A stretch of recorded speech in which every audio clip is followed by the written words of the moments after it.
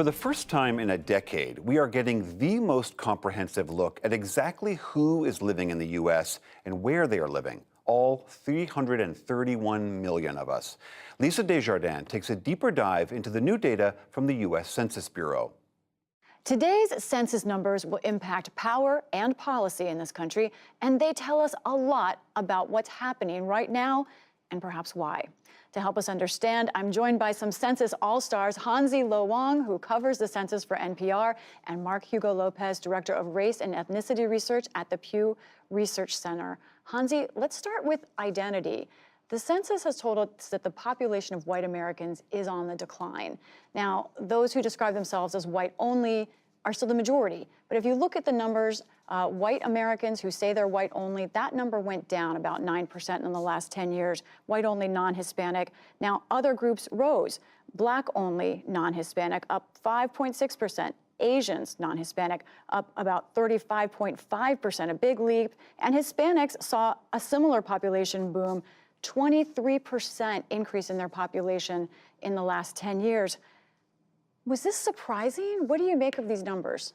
Well, the Census Bureau says this follows the demographic trends that they were expecting based on their estimates and their markers along in the years leading up to a census. And I think the thing to keep in mind here is that the white population, the Census Bureau says, is still the largest racial or ethnic group in the country. And that if you take a look at the data in different ways, it tells you different stories about the white population. Yes, the Census Bureau says if you take a look at the number of people who just checked off the white box when answering the race question, that share has declined over the past decade. But if you take a look at the number of people who checked off the white box, as well as other, at least one other racial category, that group, that share has increased more than 300%. So this is telling us that over the past decade, more and more people living in the United States are choosing to report that they identify with more than one racial group. Mark, let's talk about that specifically. I want to look at the numbers that Hansi's mentioning here, some other numbers indeed.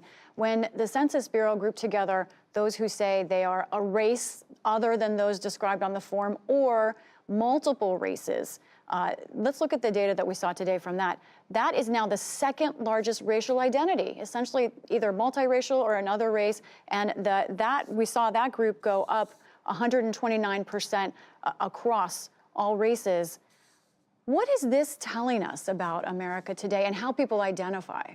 Well, there's many things that are happening here. Intermarriage rates, for example, have been rising over the last few decades. We've seen, for example, among Hispanics, 24% of newlywed Hispanics marry somebody who's not Hispanic. About 27% of newlywed Asian Americans marry somebody who's not Hispanic.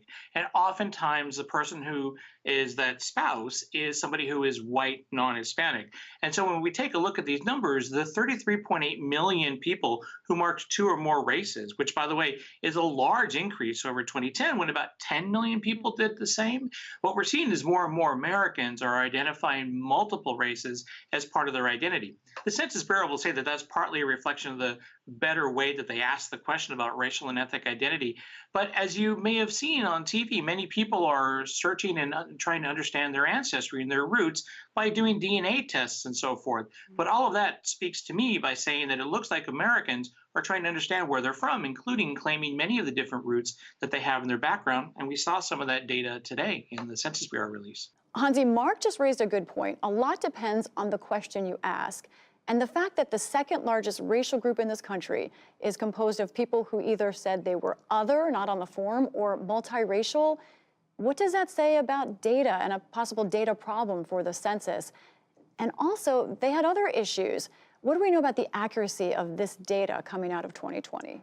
You know, the 2020 census was a hot mess. And one thing that didn't happen with the 2020 census was the race and ethnicity question was supposed to look very different for the 2020 census, according to the Census Bureau's original plans. Census Bureau did years of research to try to address the issue that increasingly more people in recent censuses have elected some other race as their option when trying to answer the race question. The Census Bureau's research shows that a lot of folks who do check off that box, some other race, identify as Hispanic or Latino.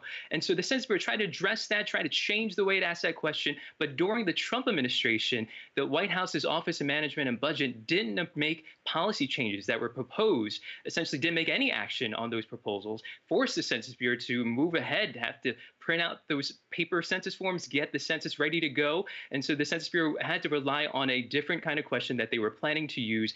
And now we have here, the second largest racial group, according to the 2020 census, is some other race. That is a data problem because it is not very specific. And it includes a lot of folks who are essentially in one way saying this question doesn't really reflect the way I see my identity. In the last couple of minutes that we have here, I want to also talk about another issue of identity, which is geographic and population loss across the country. This is a map that the Census Bureau put up today. The brown spots are counties that have lost population in the last 10 years. That is much of the country, and cities are the places that are seeing some growth.